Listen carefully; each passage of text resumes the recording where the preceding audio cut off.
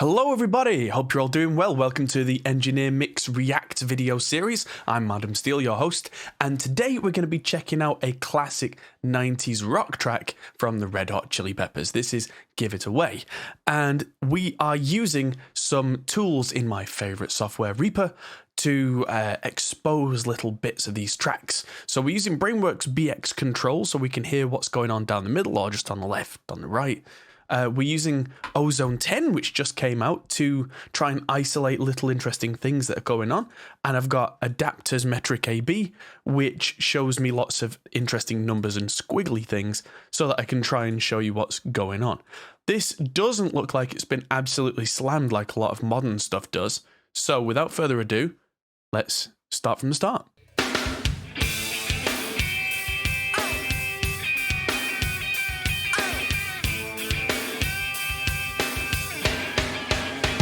Immediately, two massive things that stick out to me about this mix.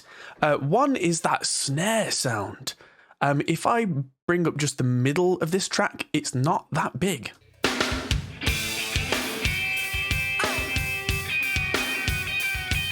I mean, yes, it's big, but if I bring out the sides, it's nothing but pow.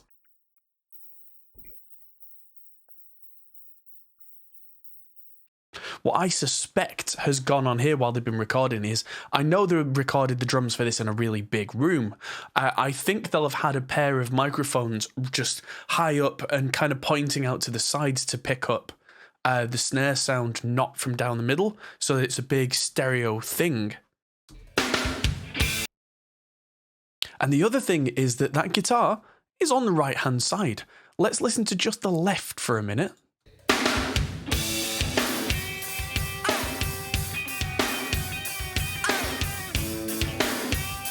I get the feeling that this was recorded live off the floor, the band playing together, and what we can hear on the left-hand side here is the guitar amp bleeding through onto the drum mics.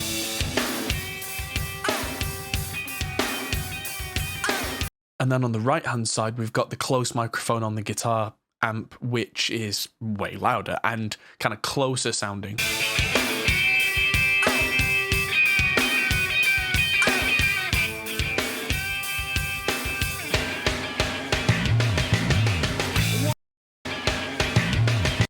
Oh.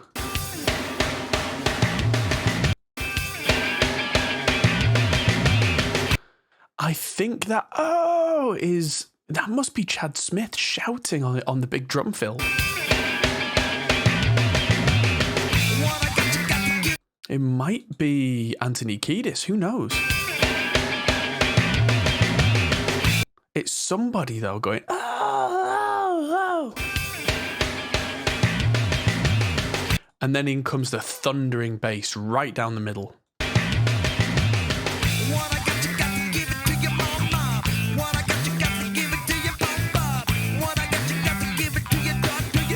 And that bass is really quite driven, quite distorted. I've seen it quite often said that Flea from the Chili Peppers just uses a DI. I don't think that's the case on this album, because some of this bass really sounds saturated and kind of distorted in a way.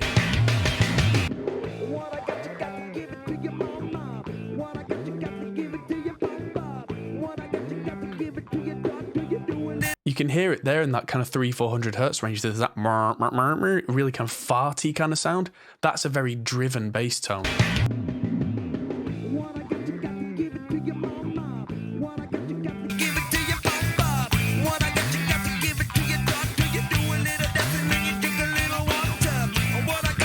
And we've also got Anthony Kiedis coming right down the middle with no reverb, no nothing, just super dry. And there's also a jaw harp in there, if you can hear that boing, boing, boing, boing, boing. I'm going to try and isolate that near the top.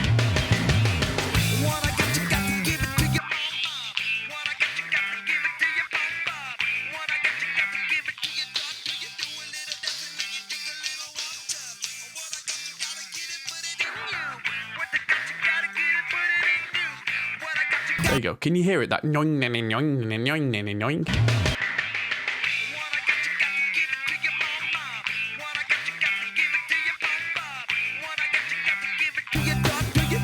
It's not super loud, but it's there. And it's kind of filling in a weird frequency range in the middle there that nothing else is filling out.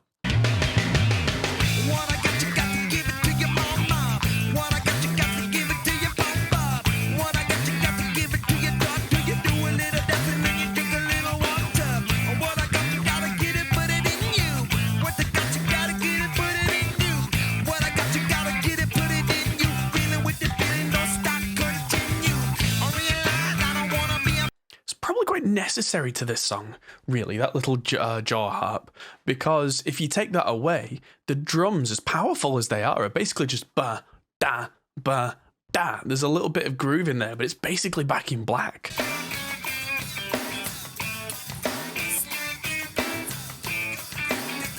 So that's the sides. So that's what's going on that's not in the middle.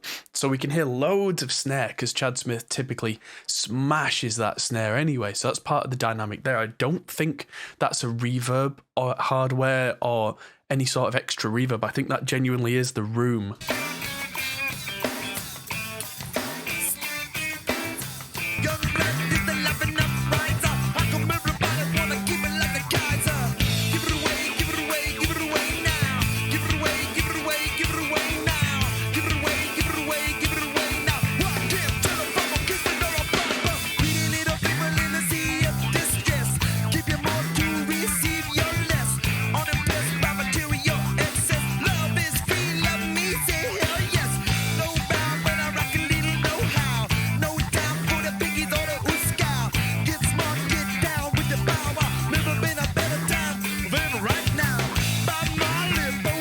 I mean, the main thing about this song, it's not super loud. The integrated loudness is minus 14 dB, which means that this is going to be as loud as anything else on Spotify, even without being absolutely smashed.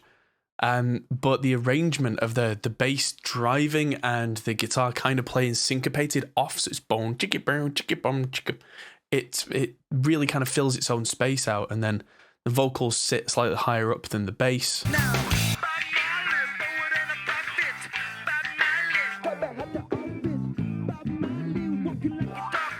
And of course, the bass and the vocal both cover wide spectrums of EQ, but their focus there is in very different places, despite the fact that they're in the same area of the mix.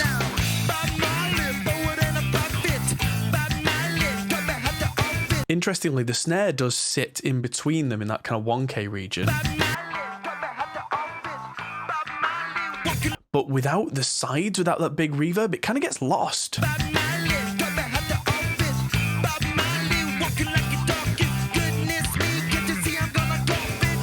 Kind of sounds like it's a little bit kind of flat now. The vocal's now louder than everything if we take away the big sides and reverb and guitar.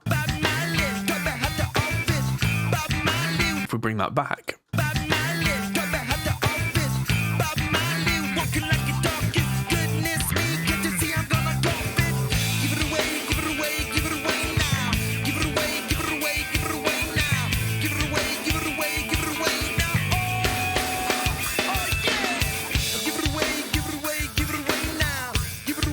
That jaw harp is super obvious now in this section with just drums.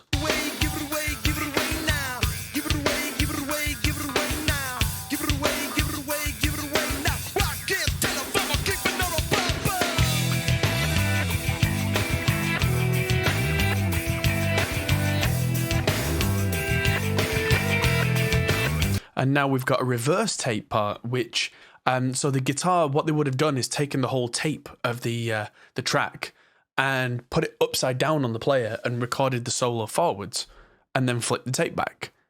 Real old analog Hendrix style tape reverse.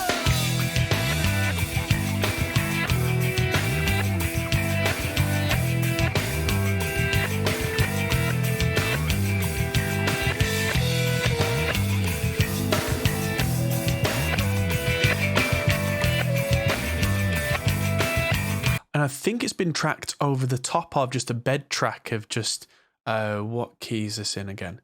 I think this is in G. So there's just a D, kind of a pedal note on the guitar underneath, just going, that's not very loud, but kind of keeps a harmonic kind of pedal.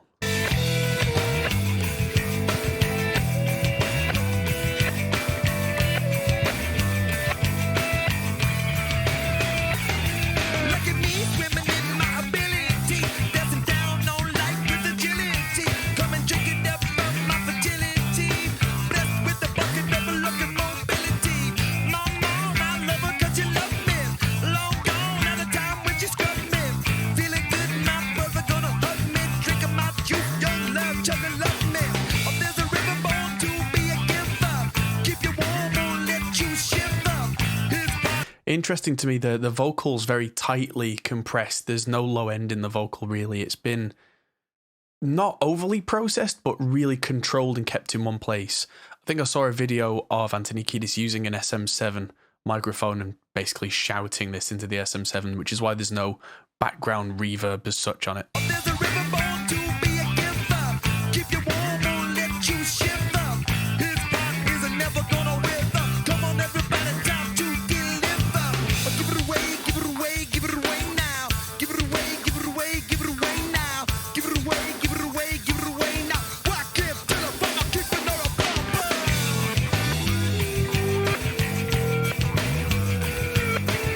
There it is on the right hand side underneath the reverse guitar. Can you hear it? Jinga, jinga, jinga, jinga, jing.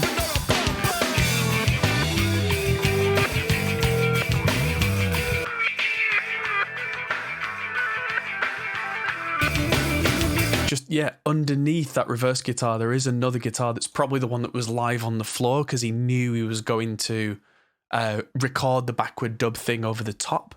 So they decided to just keep it simple and just straight ahead through that section, knowing they were going to add something and didn't want to overcomplicate the arrangement. Very clever.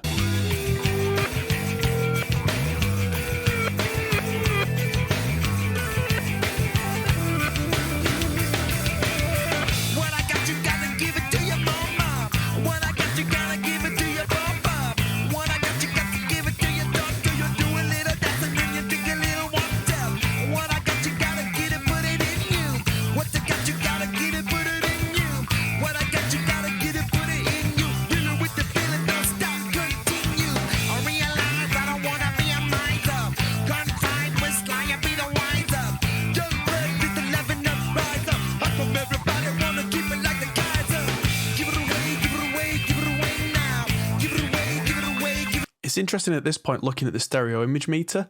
The top of the stereo image meter is leaning to the left, probably because the hi-hat's slightly on the left. Of course, the mids are pulling to the right because the guitar is on the right-hand side.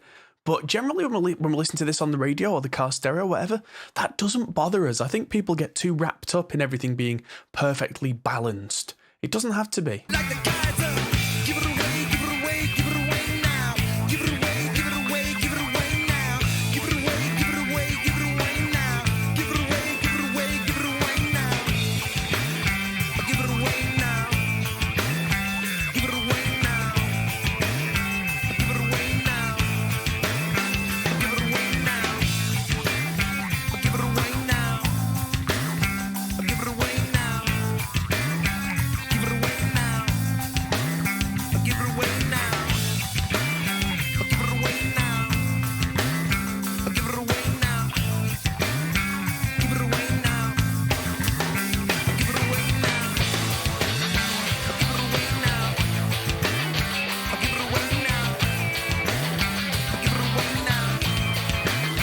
Interestingly, at this point, I can hear two guitars again. So I think that was added over the top because underneath we can hear a high pitch. They must have decided they wanted to raise the energy in the section a bit. Because you will hear the original guitar under this.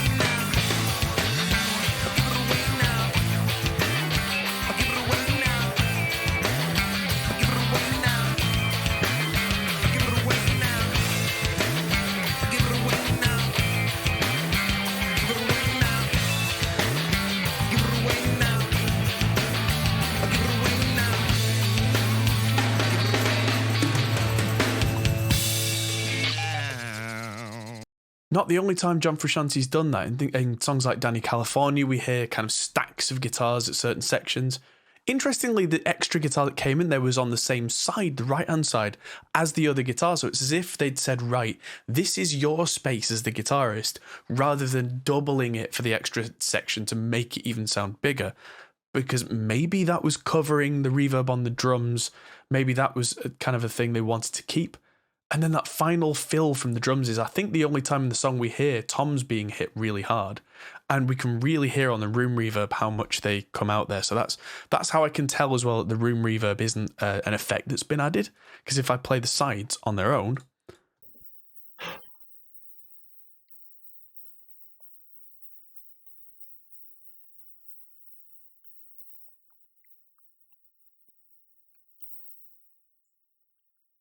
we can hear that both the toms and the kick at that point all go go go go go bo bo.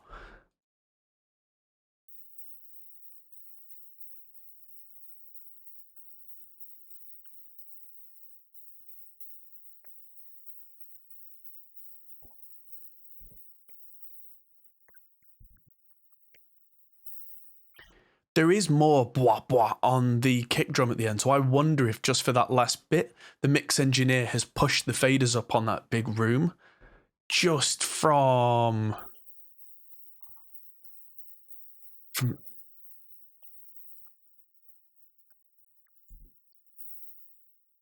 again, a very common thing to do if you've got a feature on an instrument, push the faders on the important microphones just for that little section, then pull them back.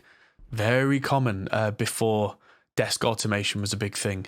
I mean, yes, I know desk automation existed in 1991 when they did this. I suspect they would have used an older style console, like a non-automated Neve or something like that, because that's generally not, Rick Rubin isn't known for being the guy that does super automated stuff. It's much more kind of fairly straight ahead on the desk, more of a traditional style. So there you go. Hope you found this one interesting. I certainly did. It was not exactly what I expected, and I learned a couple of things. Maybe I'll get a jaw harp in some songs and just hard pan one guitar, but we'll see in future. Thanks everybody. Many thanks to the patrons on Patreon for helping us to do this kind of stuff. It really makes a difference. And check out our Discord where we talk about this and all sorts of other stuff. Thanks everybody for watching, and I'll see you in the next video. Goodbye.